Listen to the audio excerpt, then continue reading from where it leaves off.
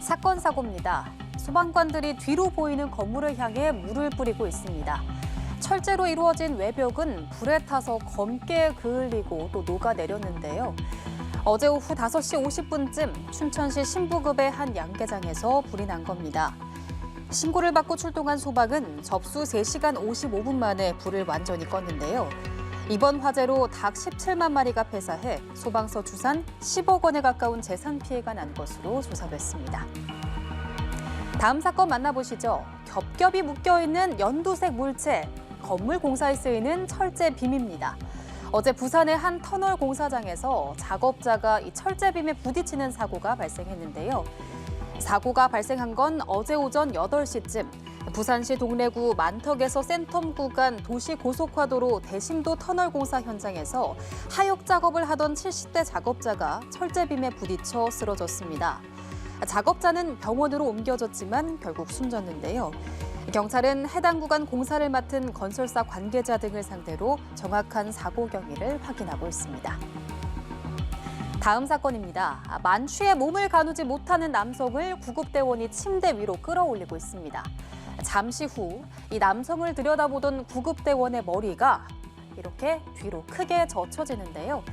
어제 새벽 0시 10분쯤 술에 잔뜩 취한 채 구급차에 탄 60대 남성 A씨가 구급대원을 폭행한 겁니다.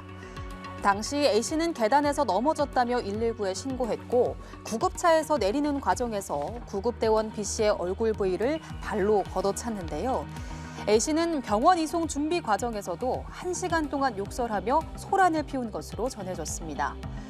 광주소방본부 특별사법경찰은 구급대원을 폭행한 혐의로 A씨를 입건할 방침입니다. 마지막 사건입니다. 땅 속에서 그리고 양수기암 안에서 나오는 이 작은 물건들, 바로 마약입니다. 이 마약을 건강기능식품이라고 속여 국내로 들여와 판매한 남성이 세관에 붙잡혔는데요. 적발이 어려운 것으로 알려진 일명 던지기 수법으로 땅 속에 마약을 숨겨가면서까지 판매했지만 결국 꼬리가 잡혔습니다. 한웅희 기자입니다. 서울의 한 주택가 화단, 세관 직원이 땅을 파자 작은 풍선이 나옵니다. 입구가 묶인 풍선 안에 담긴 건 일명 엑스터시로 불리는 마약 MDMA.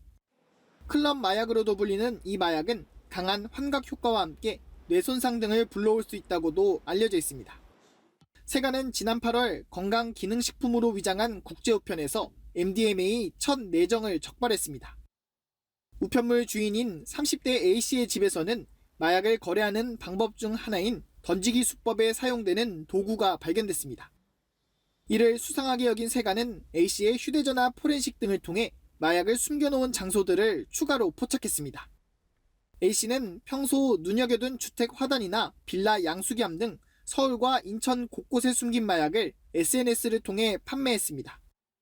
MDMA 외에도 밀수입해 숨긴 케타민만 125g, 2,500명이 동시에 투약할 수 있는 양입니다. 인천공항세관은 던지기 수법을 끈질기게 추적해 추가 밀수입 혐의와 국내 유통 중이던 마약류까지 찾아내 범행을 입증했다고 설명했습니다. A씨가 그동안 마약 거래 대금을 가상화폐로 받았다는 사실을 확인한 세관은 가상화폐 계좌를 추적해 수사를 확대한다는 방침입니다. 연합뉴스TV 한웅입니다.